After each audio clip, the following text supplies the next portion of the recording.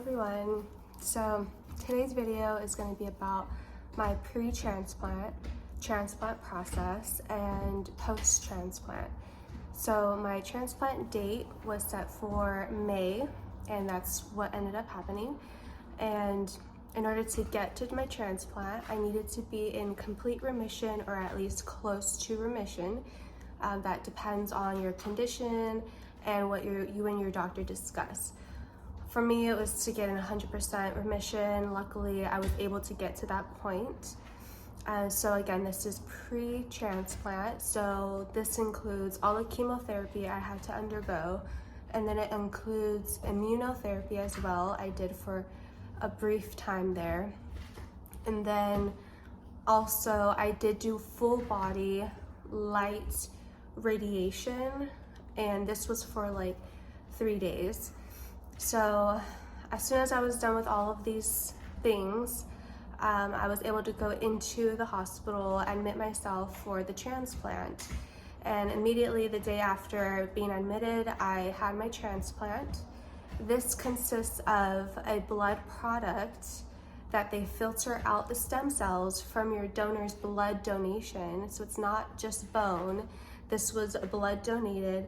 That they filter out the stem cells, and I had 2 little bags in my case, and my doctor recommended to just use it all for me at once. So we went ahead and we did that.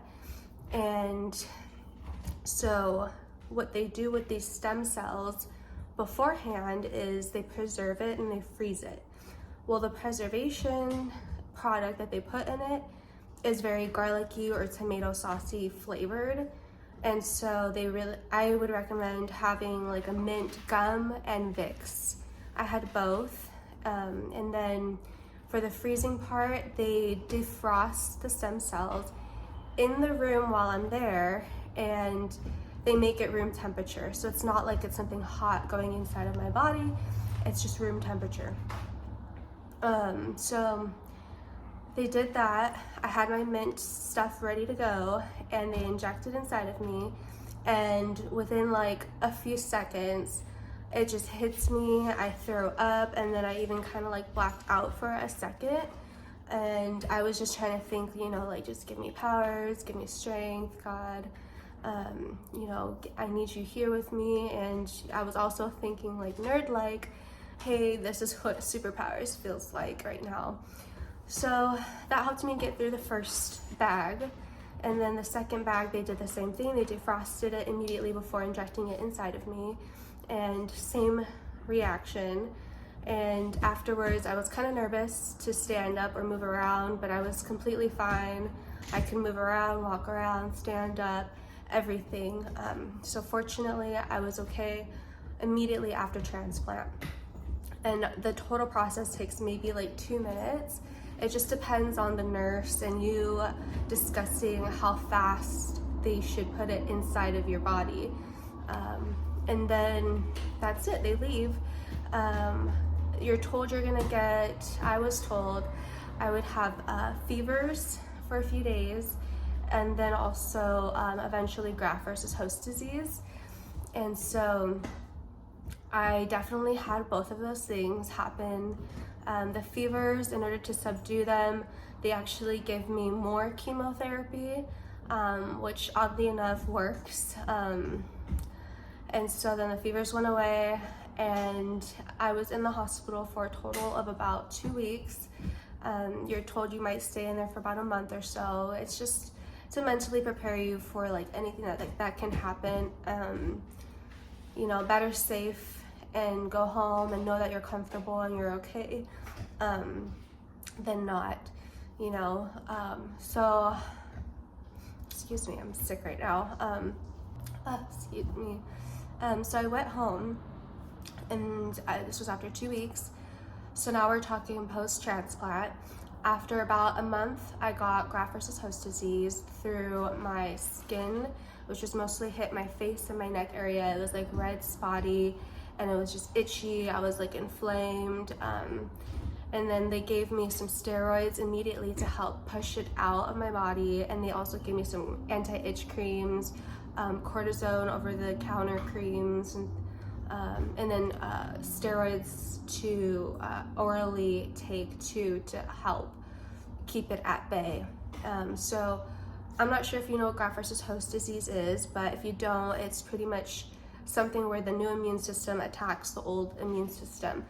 And you want this because you want the old immune system to be completely gone and wiped out, which means you're cured from your disease and no more of that particular cancer. So we want some graft versus host, where we're good with that, and I prayed that we can mitigate it and control it as much as possible. And we were okay. The rash settled down, but then it flared up again after a few weeks.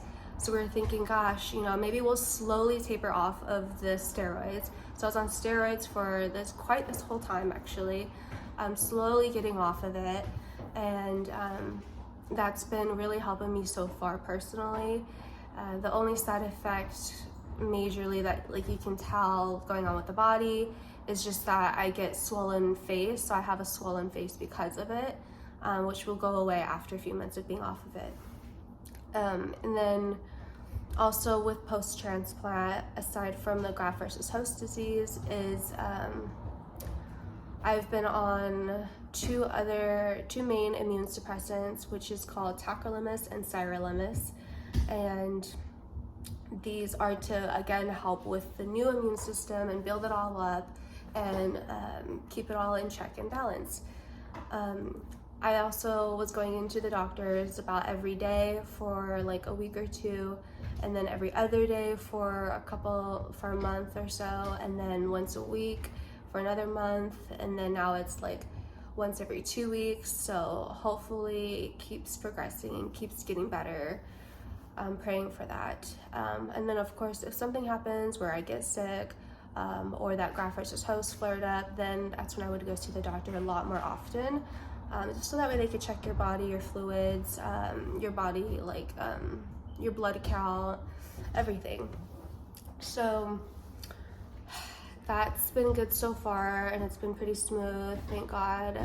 Again, for this technology, the medicine, the doctors, the nurses, yeah. So other things that happen post-transplant that might be helpful would be, with those doctor's checks, at the doctor check-ins, they'll check your blood counts and make sure that your medication's all balanced, and then they'll also adjust them too if they're not. And at the 3-month checkpoint, and then now coming at my 6-month checkpoint, they're going to make sure that the donor's immune system is 100% in your body. So fortunately for me, I have 100% of my donor's body inside of my immune system, and that is so good, and I'm so thankful for that. And if it doesn't happen, then my medications would just be adjusted in order to get it to that point. Let's see. Those are all the major things. Maybe as a woman, and if you're watching this also as a woman or even a guy too, it's hard when your physical looks change. I totally get it. I have gone through so many wigs. I have so much fun with them though. It's kind of like a pro-con thing with it. So my hair didn't start growing back until 3 months after transplant. So if I had it done in May, June, July, August, my hair didn't start growing until August. At this point, it's about maybe almost an inch long. So it is growing back, and it's growing back the same I've always had it, which is curly and thick and dark color like this. So in case you're wondering, other body changes, I'm totally fine, thank God again. I can work out, walk around, seem normal on the outside, but obviously on the inside I've dealt with a lot of issues. So out of all of this is just to share my experience. I always recommend do your own research with everything that happens, but I'm just sharing that I'm a living testimony of the stem cell process working, and I pray to God that you have an option and that it all works out smoothly for you and for all of us, you know. Amen.